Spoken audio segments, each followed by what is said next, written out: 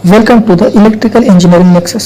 आज हम जानेंगे पावर बीजेटी के सिंबल, उसके कंस्ट्रक्शन और उसके वर्किंग के बारे में।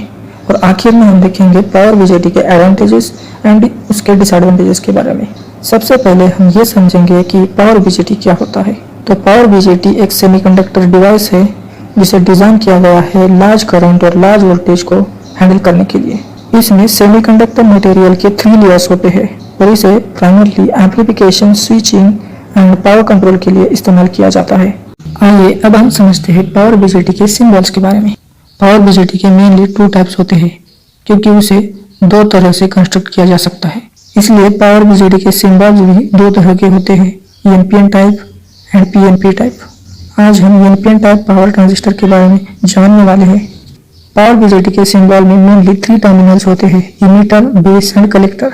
सिंबल में हमें जो ये छोटी सी एरो दिखाई दे रही है उसका काम होता है कि करंट की डायरेक्शन को पॉइंट करना। मतलब हम इस एरो की मदद से करंट की डायरेक्शन को समझ सकते हैं। एनपीएन और पीएनपी क्या है, पावर बीजेटी में करंट की डायरेक्शन क्या होती है, ये आगे जब हम पावर बीजेटी की वर्किंग के बारे में समझेंगे। अब हम जानेंगे पावर बीजेटी के कंस्ट्रक्शन के बारे में। पावर बीजेटी में मेनली 3 टर्मिनल्स होते हैं, इमीटर, बेस एंड कलेक्टर। सबसे पहले हम जानेंगे इमीटर रीजन के बारे में। पावर बीजेटी के इमीटर रीजन में मेजॉरिटी चार्ज कैरियर्स के रूप में इलेक्ट्रॉन्स होते हैं जो पावर बीजेटी के एन रीजन में कॉन्सेंट्रेट होते हैं। अब समझते हैं बेस रीजन के बारे में। पावर बीजेटी के बेस रीजन में मेजॉरिटी चार्ज कैरियर्स के रूप में होल्स होते हैं जो इस पावर ट्रांजिस्टर के एन रीजन में कॉन्सेंट्रेट होते हैं।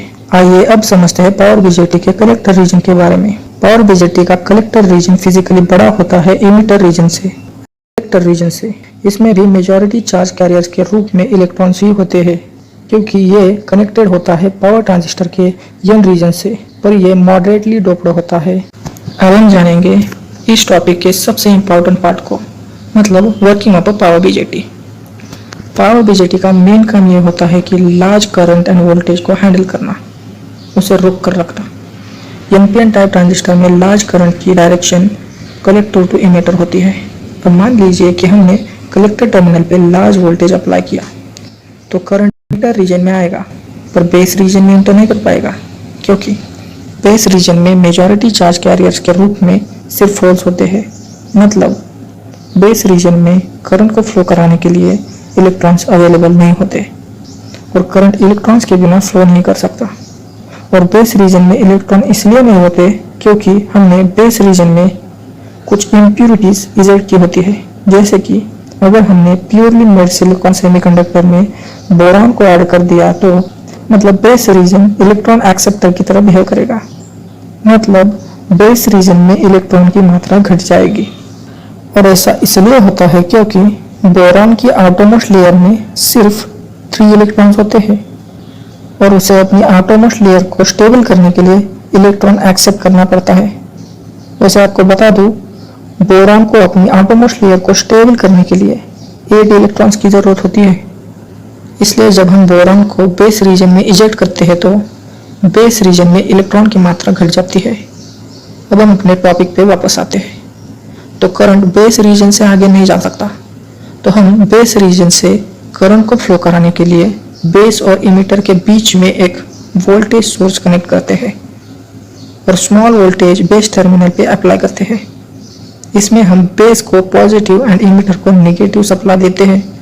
अब यहाँ पर यह होता है कि करंट बेस रीजन में जाएगा पर वहाँ पर बहुत ही कम मात्रा में इलेक्ट्रॉन्स होते हैं, तो small leakage current base region से इमीटर रीजन में एंटर होगा और ये साइकिल चलता रहेगा। अब current positive to negative flow होता है पर इलेक्ट्रॉन तो नेगेटिव टू पॉजिटिव फ्लो होते हैं। मतलब जब हम small leakage current base region से इमीटर रीजन में ट्रैवल करेगा तो इमीटर रीजन के इलेक्ट्रॉन बेस रीजन में आ जाएंगे और इसी तरह बेस रीजन में इतने इलेक्ट्रॉन्स आ जाते हैं कि अब बेस रीजन से करंट को फ्लो हम करा सकते हैं। तो अब जब हम कलेक्टर पे लार्ज वोल्टेज अप्लाई करते हैं तो करंट कलेक्टर रीजन से बेस रीजन और बेस रीजन से इमीटर रीजन की तरफ ट्रैवल करता है। अगर हमने बेस पर अप्लाइड वोल्टेज इंक्रीज किया तो पावर बीजेटी में लार्ज करंट फ्लो हो सकता है और अगर हमने बेस करंट को कम किया तो पावर बीजेटी में करंट फ्लोइंग की मात्रा कम हो सकती है। इसी तरह हम बेस करंट की मदद से पावर बीजेटी को कंट्रोल कर सकते हैं।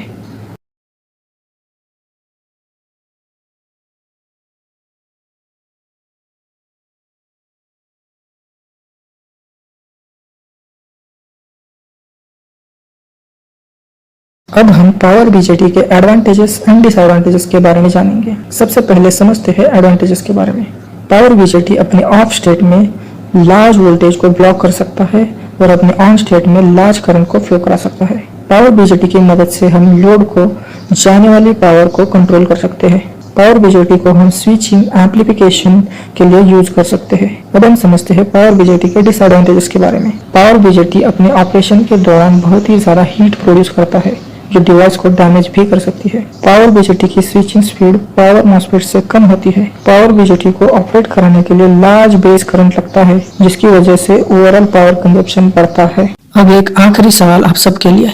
अगर हमने प्योरली सिलिकॉन के अंदर फास्फोरस को ऐड कर दिया तो हमें रिजल्ट में क्या मिलेगा? और ये है आपके options: P type semiconductor material, N type semiconductor material, insulator और सुपर कंडक्टर। सही आंसर आप मुझे कमेंट सेक्शन में कमेंट करके बताइए। जो भी राइट आंसर देगा उसके कमेंट को मैं पिन कर दूंगा ताकि बाकी लोग भी समझ सके। और यहाँ पर हमारी वीडियो होती है खत्म। मिलते हैं नेक्स्ट वीडियो में। हमारी वीडियो को लाइक करना मत भूलिए। Also hit the subscribe button with bell icon.